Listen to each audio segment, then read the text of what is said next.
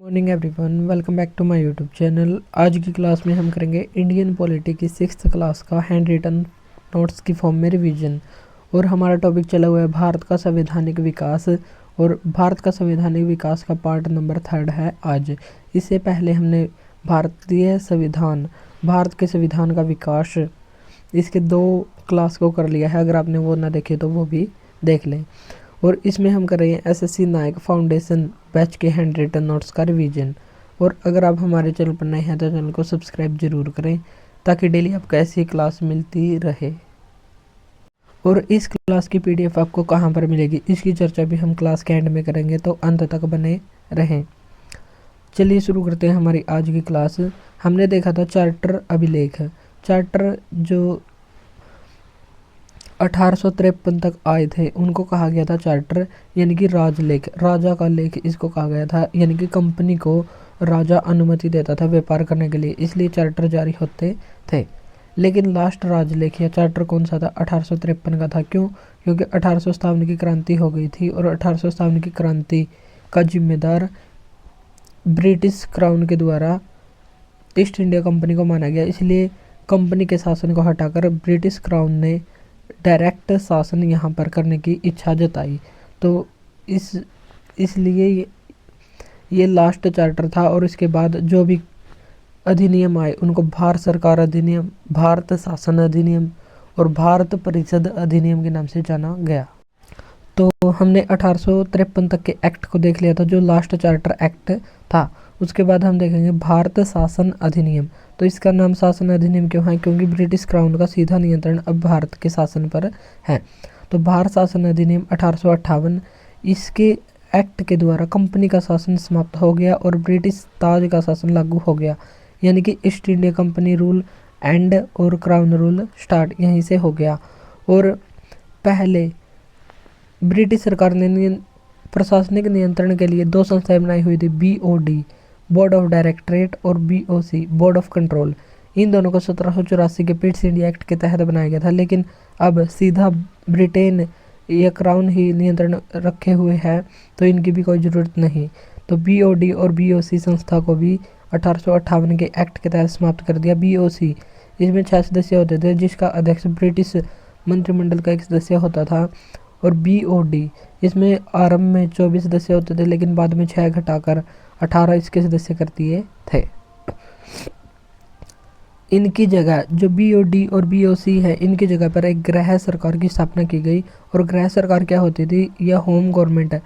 इसमें एक भारत सचिव होता था, भारत सचिव को ही राज्य सचिव कहते थे।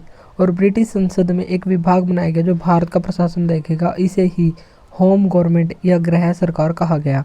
और इसका कार्यालय भी इसी एक्ट में बनाया गया था। तो संसद में एक विभाग की स्थापना की गई जो भारत का शासन देखेगा, और उसे कहा गया गृह सरकार। और भारत के पहले भारत सचिव या राज्य सचिव कौन थे? तो ये थे एडवर्ड स्टेनली, जो BOC के अध्यक्ष थे। जो BOC 1858 में एंड की गई, उस समय उसके अध्यक्ष थे एडवर्ड स्टेनली। और इसी को भारत का राज्य सचिव या भारत सचिव बना दिया गया। और दूसरे भारत के सचिव कौन थे? तो भारत के दूसरे सचिव थे चार्ल्स वुड। और भारत सचिव बनने की योग्यता क्या होनी चाहिए? लोअर हाउस, जैसे हमारे यहाँ पर लोकसभा है वैसे ही वहाँ पर जो लोअर हाउस है उसका मेंबर होना चाहिए, और कैबिनेट मंत्री होना चाहिए। जिसके पास ये दोनों योग्यताएं हैं वो भारत सचिव बन सकता है। और इसमें पर 15 सदस्यीय एक परिषद भी बनाई गई, एक भारत सचिव और 15 सदस्यीय एक परिषद भी बनाई गई। और इन सब का वेतन भारतीय राजस्व से दिया जाता था। और दादा भाई नौरोजी ने इसीलिए एक ड्रेन थ्योरी दी, ड्रेन सिद्धांत दादा भाई नौरोजी के द्वारा दिया गया था। 1919 के अधिनियम के द्वारा इनका वेतन ब्रिटिश राजस्व से दिया जाना शुरू कर दिया गया। और 1935 के अधिनियम में भारत परिषद को समाप्त ही कर दिया। क्यों? क्योंकि ब्रिटिश सरकार नहीं चाहती थी कि उनका राजस्व कम हो। तो ब्रिटिश राजस्व से जाना जब शुरू हुआ तो उसके अगले ही एक्ट में इसको समाप्त कर दिया। और 1947 में भारत आज़ाद होने के समय ही भारत सचिव पद को भी समाप्त कर दिया। तो भारत सचिव पद कब बना था? 1858 में। और यह समाप्त कब हुआ? 1947 में समाप्त हो गया। भारत परिषद किसको कहा जाता था? भारत परिषद भारत सचिव और 15 सदस्यीय परिषद को भारत परिषद कहा जाता था और भारत परिषद का गठन 1858 के अधिनियम में किया गया और भारत परिषद का एंड 1935 के भारत सरकार अधिनियम के तहत किया गया। ईस्ट इंडिया कंपनी के शासन के समय सर्वोच्च ज़्यादा पावरफुल कौन होता था? Governor general. लेकिन अब गवर्नर जनरल को वाइसराय बना दिया गया। 1848 से 1856 तक गवर्नर जनरल थे डलहौजी और उनके बाद आए 1856 से 62 में कैनिंग और इसी समय 1858 का एक्ट आया। तो इस समय भारत के गवर्नर जनरल कौन थे? कैनिंग थे और ये लास्ट गवर्नर जनरल थे और भारत के पहले वाइसराय भी यही बने जो कैनिंग थे। तो भारत के पहले वाइसराय कौन थे? कैनिंग थे। और बंगाल का पहला गवर्नर बना था क्लाइव और बंगाल का पहला गवर्नर जनरल ये बना था वारेन हेस्टिंग्स और 1833 के अधिनियम में बंगाल के गवर्नर को भारत का गवर्नर जनरल बना दिया गया। बंगाल का गवर्नर जनरल को भारत का गवर्नर जनरल बना दिया गया 1833 के अधिनियम में और वो बने थे विलियम बेंटिक। और अब 1858 के एक्ट में भारत के गवर्नर जनरल को भारत का वाइसराय बना दिया गया और भारत के पहले वाइसराय हैं कैनिंग। तो इतनी बातें हमको यहाँ पर रखनी है ध्यान। 1 नवंबर 1858 को कैनिंग ने महारानी विक्टोरिया की घोषणा पढ़ी थी। तो ये घोषणा कब पढ़ी थी? 1 नवंबर 1858 को कैनिंग ने पढ़ी थी और महारानी विक्टोरिया की घोषणा थी। और इसमें 3 महत्वपूर्ण बिंदु भी थे। और मिंटो पार्क ये घोषणा पढ़ी गई थी मिंटो पार्क इलाहाबाद यमुना नदी के किनारे। और 1858 के जो ये घोषणा की गई इसको भारतीय जनता का मैग्ना कार्टा कहा जाता है। और इस घोषणा में 3 बिंदु थे। भारतीयों को आर्थिक समानता देंगे, राजनीतिक स्वतंत्रता देंगे और सांस्कृतिक समानता देंगे। तो ये 3 बिंदु महत्वपूर्ण थे जो और भारतीयों के द्वारा यहाँ पर तालियां भी बजाई गई थी कि महारानी विक्टोरिया उनको ये चीज़ देंगी। फिर एक्ट आया भारत परिषद अधिनियम 1861। इसे भारतीयों का शासन में सहयोग बढ़ाया गया। वाइसराय और 5 सदस्य जिसको कार्यकारिणी कहा जाता था ये सरकारी सदस्य कहलाते थे। और जो वाइसराय था इससे पहले जो गवर्नर जनरल था उसमें 3 सदस्यीय परिषद होती थी और चौथा सदस्य विधि सदस्य के रूप में 1833 के अधिनियम में जोड़ा गया था मैकाले को, जो पहला विधि आयोग का अध्यक्ष भी बना था। और उसमें 6 से 12 अतिरिक्त सदस्य बैठा सकते थे।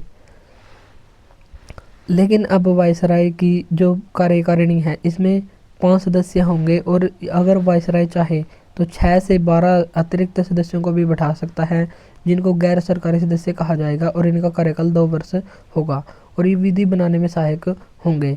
लेकिन जितने भी सदस्य जोड़े जाएंगे उनका आधा भारतीय होंगे। और कैनिंग ने इस समय 6 सदस्यों को जोड़ा था जिसमें से आधे भारतीय थे। आधे का मतलब है 6 जोड़े थे और 3 भारतीय होंगे। और ये 3 सदस्य भारतीय कौन थे? ये गैर सरकारी सदस्य के रूप में शामिल हुए थे। सबसे पहले थे पटियाला के महाराज नरेंद्र सिंह, दूसरे थे बनारस के राजा ईश्वरी प्रसाद नारायण और तीसरे थे सर दिनकर राव। सर की उपाधि अंग्रेजों के द्वारा इसको दी गई थी और 1857 की क्रांति में अंग्रेजों का इन्होंने सहयोग किया था, इसलिए अंग्रेजों ने इनको ही गैर सरकारी सदस्य के रूप में नियुक्त कर लिया। वाइसराय को अध्यादेश की शक्ति भी 1861 के भारत परिषद अधिनियम के तहत ही दी गई थी। जैसे वर्तमान में राष्ट्रपति को अध्यादेश की शक्ति दी गई है अनुच्छेद 123 के तहत, राज्यपाल को शक्ति दी गई है अनुच्छेद 213 के तहत। और अधिकतम कितने समय तक लागू रह सकते हैं? तो ये 6 महीने 6 सप्ताह तक लागू रह सकते हैं। और अध्यादेश क्या हो सकता है? अध्यादेश क्या होता है? जब संसद का अधिवेशन चल ना रहा हो और भारत को या देश को किसी कानून की आवश्यकता महसूस हो तो राष्ट्रपति संपूर्ण देश में और राज्यपाल राज्य में कानून ला सकता है और ये 6 महीने 6 सप्ताह तक लागू रहेगा। और 1861 के अधिनियम में कहा गया कि अध्यादेश लाने में परिषद की सहमति अनिवार्य नहीं होगी और ये 6 महीने तक लागू रहेगा। प्रांतीय नियंत्रण पर पावर, प्रांतीय नियंत्रण संबंधी शक्ति भी दी गई। नए प्रांतों का गठन कर सकता है वाइसराय। वाइसराय प्रांत की सीमा में भी परिवर्तन कर सकता है और प्रशासकों की नियुक्ति भी कर सकता है। और प्रांतों को विधि बनाने की शक्ति भी दी गई। जो बॉम्बे और मद्रास प्रेसिडेंसी थी उनको विधि या कानून बनाने की शक्ति भी दी गई और वाइसराय की स्वीकृति अनिवार्य होगी, ऐसा 1861 के अधिनियम में कहा गया। और प्रांतों को विधि बनाने की शक्ति दी गई और इसको कहते हैं संघात्मक शासन प्रणाली। यानी कि विकेंद्रीकरण का आरंभ सबसे पहले 1861 के अधिनियम में हुआ, जब सरकार केवल एक ही सरकार के पास पावर हो, वही कानून बनाती है, तो वो होती है एकात्मक प्रणाली। लेकिन यहाँ पर प्रांतों को भी विधि बनाने की शक्ति दी गई, तो विकेंद्रीकरण या संघात्मक व्यवस्था की शुरुआत यहाँ से मानी गई है। प्रांतों में विधान परिषद की स्थापना की गई, जो विधान या विधि का निर्माण करेगी। और 1862 में सबसे पहले विधान परिषद का गठन बंगाल से ही शुरू हुआ और इसी अधिनियम के तहत पोर्टफोलियो प्रणाली की शुरुआत हुई। पोर्टफोलियो का मतलब है मंत्रालयों का बंटवारा किया गया और कैनिंग के समय ही ऐसा हुआ था। और वायसराय और कार्यकारिणी में 5 सदस्य थे और 6वां सदस्य PWD पब्लिक वर्क्स डिपार्टमेंट को शामिल किया गया और इसमें 6 विभागों को बनाया गया और 6 विभाग थे गृह मंत्रालय, वित्त मंत्रालय, राजस्व मंत्रालय, कानून मंत्रालय, सैन्य मंत्रालय और PWD पब्लिक वर्क्स डिपार्टमेंट। तो ये 6 डिपार्टमेंट को बनाया गया। कार्यकारिणी में 5 सदस्य थे और 6वां सदस्य PWD के रूप में शामिल किया गया था। नेक्स्ट भारत परिषद अधिनियम 1892। 1892 यह डफरिन योजना पर आधारित था और डफरिन कौन थे? भारत के वायसराय थे जब कांग्रेस की स्थापना हुई थी 1885 में। 28 दिसंबर 1885 को A.O. ह्यूम ने जब कांग्रेस की स्थापना की थी, तो उस समय भारत के वायसराय थे डफरिन और डफरिन की योजना पर ही आधारित है भारत परिषद अधिनियम 1892। इसमें विधान परिषद जो केंद्र और प्रांत की विधान परिषद थी, उसमें सीटों की संख्या में वृद्धि की गई। पहले 6 से 12 सदस्य हो सकते थे, लेकिन अब 10 से 16 इसकी न्यूनतम और मैक्सिमम 10 से 16 सदस्य संख्या बढ़ा दी गई और इसमें न्यूनतम 5 भारतीय शामिल हो सकते थे। यानी कि न्यूनतम कम से कम 10 सदस्य शामिल होंगे और इसमें आधे भारतीय होंगे और अधिक से अधिक 8 भारतीय शामिल हो सकते थे। प्रथम बार निर्वाचन जो अप्रत्यक्ष निर्वाचन की बात यहाँ पर कही गई और गैर सरकारी सदस्यों का मनोनयन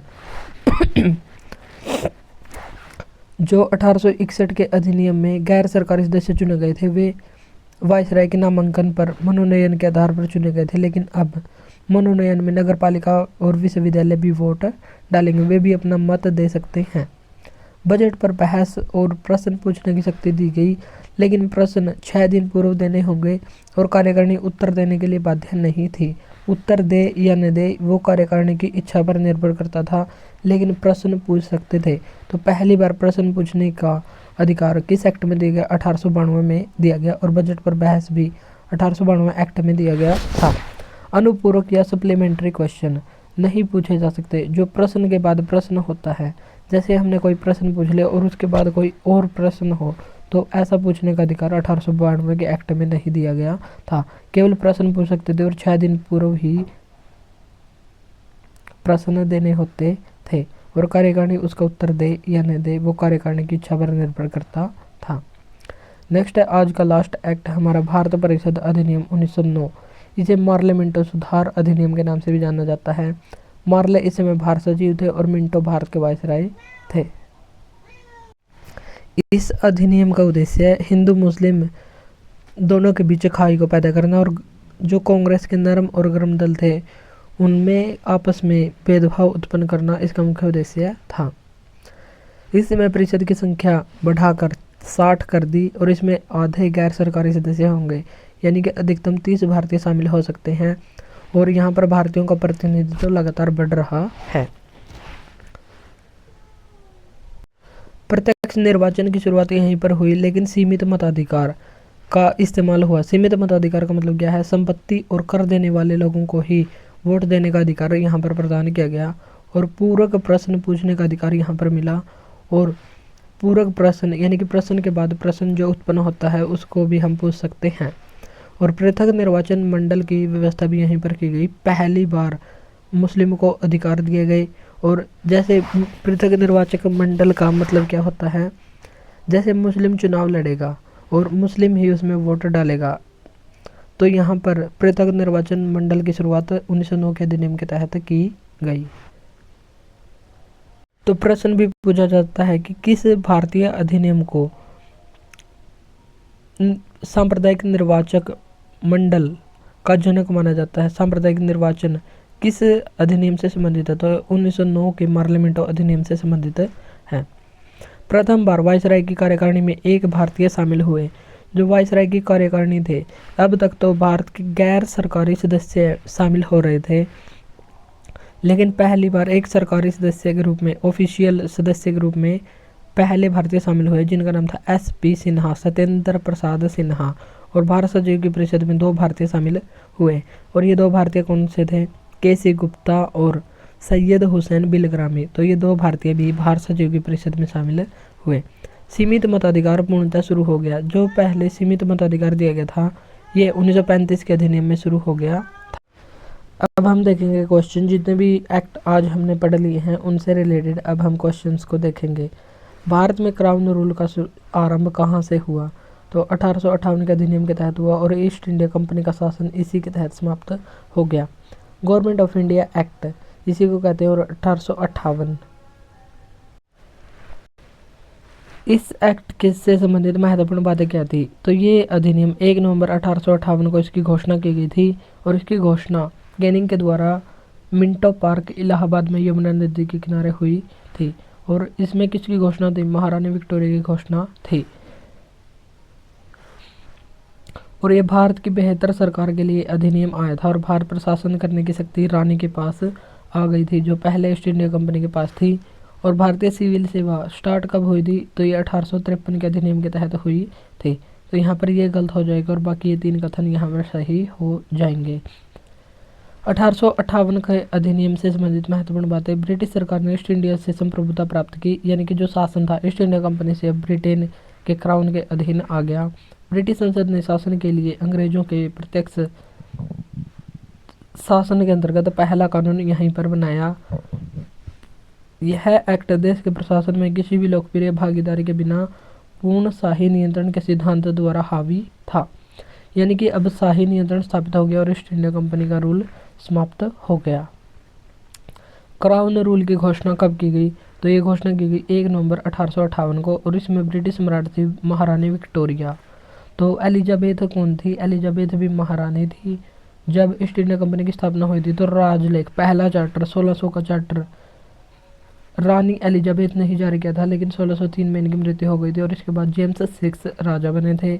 लेकिन जब क्राउन रूल शुरू हुआ तो ब्रिटेन की महारानी थी महारानी विक्टोरिया, और प्रेजेंट में देखें तो ब्रिटेन के वर्तमान राजा हैं Charles third, king Charles third वहाँ के राजा हैं। तो आपको कमेंट बॉक्स में बताना है कि ब्रिटेन के वर्तमान प्रधानमंत्री का नाम क्या है। 1858 का अधिनियम, इसके द्वारा भारत के गवर्नर जनरल को भारत का वायसराय बना देगा, और पहले वायसराय बने कैनिंग। BOD और BOC संस्था को अब खत्म कर दिया गया, और राज्य सचिव के लिए कार्यालय का निर्माण किया गया। राज्य सचिव की सहायता के लिए 15 सदस्यीय परिषद की स्थापना की गई। तो ये सभी कथन यहाँ पर ठीक है। ब्रिटिश मंत्रिमंडल के एक सदस्य को भारत के लिए राज्य सचिव नियुक्त किया गया था, और एक कब किया गया था? 1858 के अधिनियम में। भारत का गवर्नर जनरल भारत का वायसराय होगा, ये किस एक्ट में कहा गया? 1858 के एक्ट में कहा गया। भारतीय लोगों का मैग्ना कार्टा किसको कहा जाता है? महारानी की घोषणा जो 1858 में 1 नवंबर 1858 को हुई थी, तो इसको भारतीय लोगों का मैग्ना कार्टा कहा जाता है। भारत का राज्य सचिव, तो पहले राज्य सचिव कौन थे? स्टैनली थे, और दूसरे थे चार्ल्स वुड। ये एग्जाम में पूछा गया है, तो दूसरे कौन थे? चार्ल्स वुड थे, और Charles would he Magna carta लेकर आए थे, जिसे शिक्षा का मैग्ना कार्टा भी कहा जाता है। वुड डिस्पैच लेकर आए थे, जिसे आधुनिक शिक्षा का मैग्ना कार्टा माना जाता है। तो चार्ल्स वुड दूसरे राज्य सचिव थे। राज्य सचिव का कार्यालय 1858 के अधिनियम के तहत ही बनाया गया था। नेक्स्ट एक्ट है 1861 का अधिनियम। इसके द्वारा अतिरिक्त सदस्य 6 से 12 जोड़े जा सकते थे, और इनका कार्यकाल होता था 2 वर्ष। 1862 में वायसराय कैनिंग ने अपनी विधान परिषद में किसे नामित किया था? तो बनारस के राजा को नामित किया था, पटियाला के महाराज नरेंद्र को, और सर दिनकर राव, तो इनको शामिल किया था। पोर्टफोलियो प्रणाली की शुरुआत किसके समय हुई थी? तो ये कैनिंग के समय 1861 में हुई थी, और 1861 के अधिनियम में केंद्रीय विधान परिषद के सदस्यों की संख्या कितनी की गई थी? 6 से 12, यानी कि अधिकतम 12 और न्यूनतम 6 बढ़ा सकता है। 6% की सदस्य हो गई थी और दूसरे 1892 के भारत सरकार अधिनियम के तहत 10 से 16 कर दी गई थी। तो यहाँ पर हो जाएगा 10 से 16 है। और 1909 के अधिनियम में ये संख्या 60 कर दी गई थी। 1909 के अधिनियम का नाम क्या है? तो इसे मार्लिमेंटो अधिनियम भी कहा जाता है। और अनुपूरक प्रश्न पूछने और बजट पर प्रस्तावों को स्थानांतरित करने के लिए विधान परिषद के सदस्यों को सशक्त बनाया गया, यानी कि बजट पर प्रस्ताव भी पेश कर सकते हैं और अनुपूरक प्रश्न भी पूछने का अधिकार दिया गया। मुसलमानों को एक अलग निर्वाचक मंडल देकर सांप्रदायिक को वैध बना दिया गया। सांप्रदायिकता यानी कि दोनों धर्मों के बीच खाई को पैदा करने के लिए मुस्लिम को एक अलग निर्वाचक मंडल दे दिया गया। मिंटो ने सत्येंद्र प्रसाद सिन्हा को वायसराय की कार्यकारिणी का पहला भारतीय सदस्य नियुक्त किया। तो यह कथन बिल्कुल ठीक है। और मिंटो कौन थे? मार्ले उस समय भारत सचिव थे और मिंटो भारत के वायसराय थे। और मार्ले मिंटो अधिनियम को ही भारत में सांप्रदायिकता का जनक माना जाता है। तो ये थे हमारी आज की क्लास, जिसमें हमने 1909 के अधिनियम के तहत अधिनियम तक के क्वेश्चंस को डिस्कस कर लिया है। कल को हम करेंगे 1919 का मॉन्टेग्यू चेम्सफोर्ड अधिनियम और 1935 का भारत सरकार अधिनियम। तो इस प्रकार हम हमारी क्लास को करेंगे। और जब भारत का संवैधानिक विकास टॉपिक कंप्लीट हो जाएगा तो उसकी एक कंबाइंड क्लास को भी डाल दिया जाएगा, जो जिससे रिवीजन करने में आसानी हो। और इस क्लास की PDF आपको वीडियो के डिस्क्रिप्शन बॉक्स में व्हाट्सएप नंबर का लिंक दिया गया है, तो वहाँ पर कॉन्टैक्ट करके इस क्लास की PDF को भी ले सकते हैं। तो आज के लिए इतना ही, मिलते हैं नेक्स्ट वीडियो में। Thank you.